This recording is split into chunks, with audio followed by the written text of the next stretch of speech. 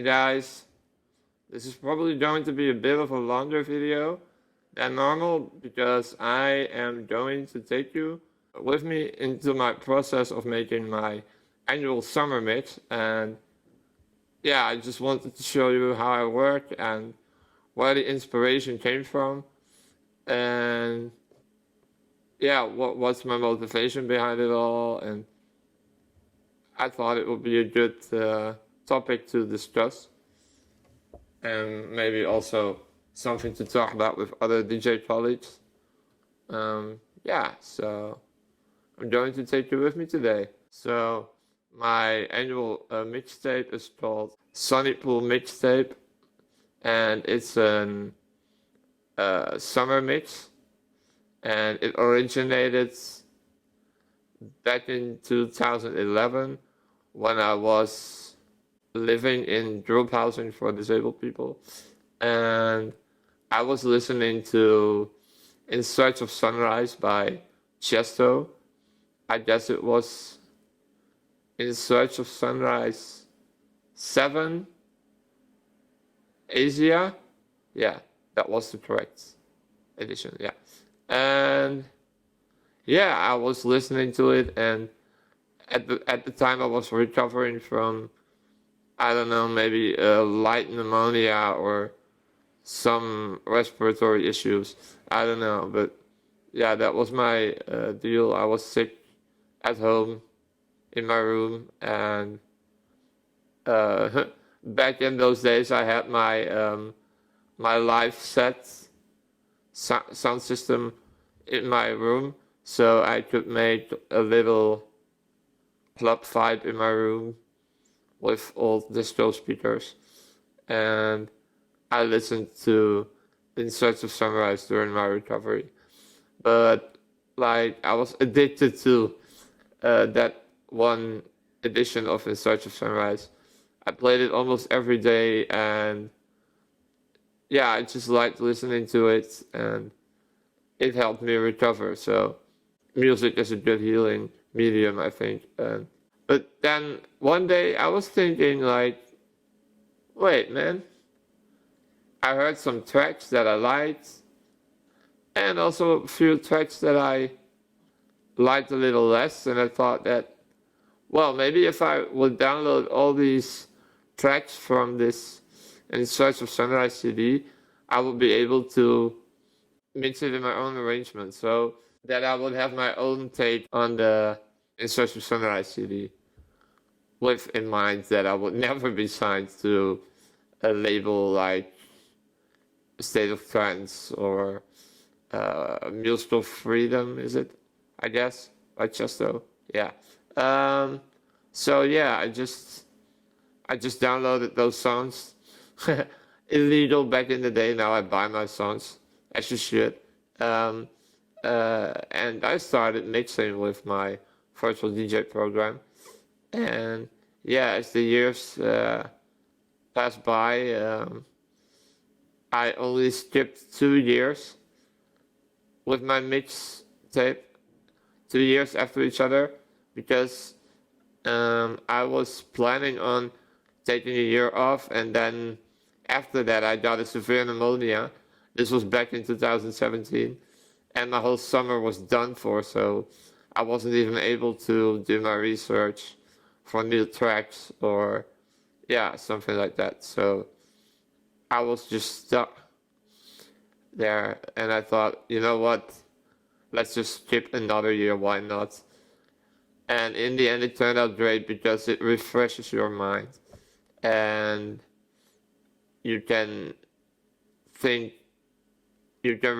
the whole concept of your mixtape. So I did that, and what started off as a mix that was supposed to be just chill for laying on the poolside, and hence the name Sunnypoolmixtape. I was coming up with the idea for that name when I was at my campgrounds where there was a swimming pool, and I was sitting beside it, and I liked the water reflections, or the shimmers of sunlight on the water surface. with all the waves in the pool, and yeah, I was like, yeah, this is just it. This is the name for my mixtape, and it's it has evolved over the years. I mean, I started out with the idea of having an electronic progressive-ish mix for about 1 hour or 1.5 hours.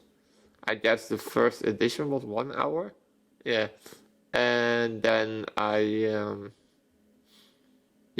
just did that, and the first few editions of Sunnypoolmixtape are nothing more than rearrangements from the In Search of Sunrise CDs.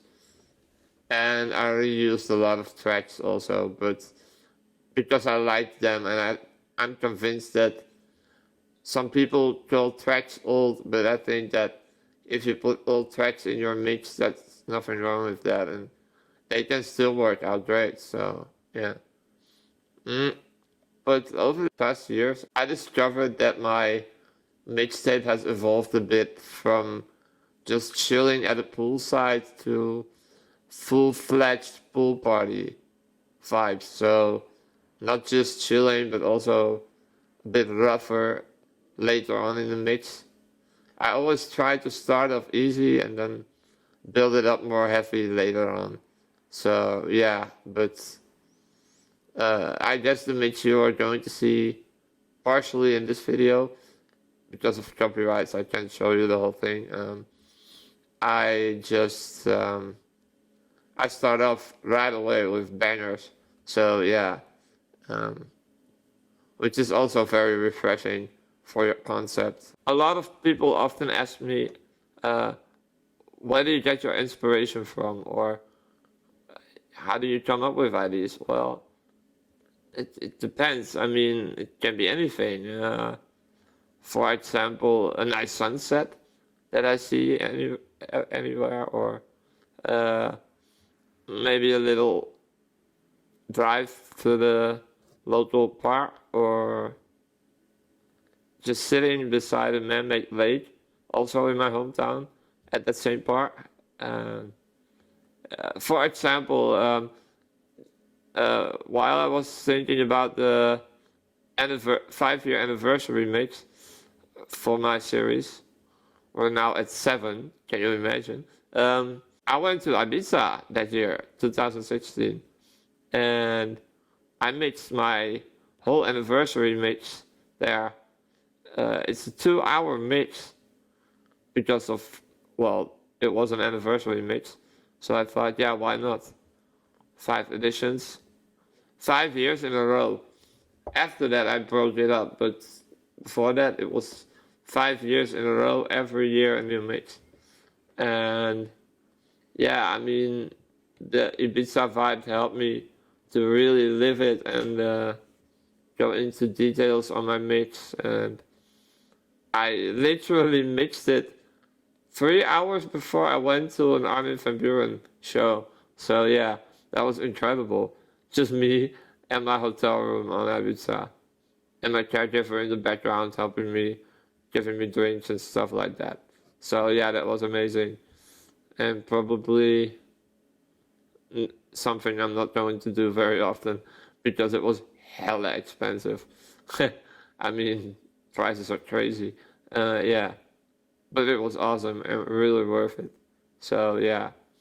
Well, the next shots you are going to see are going to be me in my studio, and I'll show you a bit of my working process for creating my mix. That way you can probably relate or maybe even come up with ideas of your own. And if you have questions, just drop them in the comments. And yeah, it's so good to make this item finally. As you can see, we are in the studio right now, and I'm going to take you through my process of creating my annual mixtape for summer. Yeah, so what I usually do is I start out with regularly checking radio shows like A State of Trance and That's where I get most of my tracks from, or what I like to play in my summer sets. And yeah, for example, in this year's Sunnypoolmixtape, you can find 2 tracks. One's Empty Streets by Late Night Alumni, and as presented in the radio show, it was the Alpha 9 remix, but I couldn't find a fitting edit for that for my mixtape, so I ended up downloading and buying the which remix was it? Limited Balearic mix, I guess. Yes. Yeah, Limited remix, and yeah, so that's what I usually do. I listen to tracks by listening to a state of trance, and this particular episode is 926. So yeah, if you want to check that out, you should. And the funny part is, I was looking for which episode I used to find that track for Empty Streets, and then I discovered that further down the episode there's another track that unfortunately didn't make it through to my final mix, but also a really great track by Protoculture. It's called Ultramarine, and yeah, I probably play it in another live set or something, but it sadly didn't end up in my final Sunnypoolmixtape. So yeah, and let's have a little listen. Just a very short, because of copyright, I will not play the whole track, but yeah, you get the idea. I get my tracks from A State of Trance, and yeah, for now that's the only radio show I trust. And sometimes other producers that I'm in contact with will send me tracks, and then I either play them in my live sets, or if they are really great, I play them in my Sunnypoolmixtape. Shout out to Evanaya if you're seeing this. One of his tracks was featured last year, so part 6 of the Sunnypoolmixtapes, yeah. And then the real work starts, because after I watched A State of Trance, I made a list on my mobile phone, and every time that I find a correct track for my mix, I add that to the list on my phone. And yeah, like after a while I'm going through that list, checking the tracks out again separately, so out of context of the radio show, just the track itself, and then I'll end up with something like this. Yeah, this is a list from the tracks that I bought specifically for Sunnypoolmixtape. But like, I guess 1/3 of the list that I bought didn't make it to the final Sunnypoolmixtape, and was replaced by other tracks that I already had in my playlist. Could be a track that I usually use for my live sets or whatever. And then the real fun starts, because I'm not just throwing it together. I really go through like DJ sessions for like a month, and then I decide what kind of tracks I will play. And it really starts out with just me trying stuff. For example, a while ago, a few years ago, I downloaded I downloaded 2 or 3 tracks that still aren't usable in my mixes so far, because the BPM is so way off of the rest of my tracks. that it didn't work out in any Sunnypool mixtape so far. So I saved it to another mix, and I always keep those tracks in the Sunnypool mix files because I think someday they will come in handy because those particular tracks have a very chill and relaxed vibes. So after a while you end up with a final selection and then you mix that together and yeah, then you have your finished product. Oh yeah, also the link for my mix will be in the description, so you can listen to the full mix if you like to. Yes, I mean during rehearsals, I sometimes I rage quit because I can't seem to fit any tracks together, and yeah, it can be very frustrating, and it sounds really crappy. So, for example, there's this one track by Estiva, which is like 3 BPM higher than the track before. It's not okay. It doesn't match at all.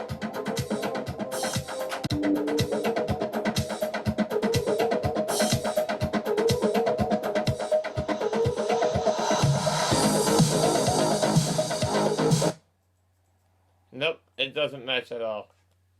Let's recap. How can you make a good summer mix?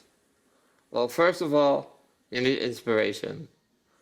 Like mine, my first initial inspiration came from listening to In Search of Sunrise when I was in my late teens, I guess. Yes. And yeah, I wanted to change arrangements around of that original mix that Chesto made. Incredibly also, but yeah, some things just weren't for me, and I would have changed it if I would do that mix. So that's my initial inspiration, and yeah, like you can get inspiration from anywhere. Taking a walk, a stroll, just going to the beach, watching the sunset, whatever. And if all goes well, then you probably end up with something like this.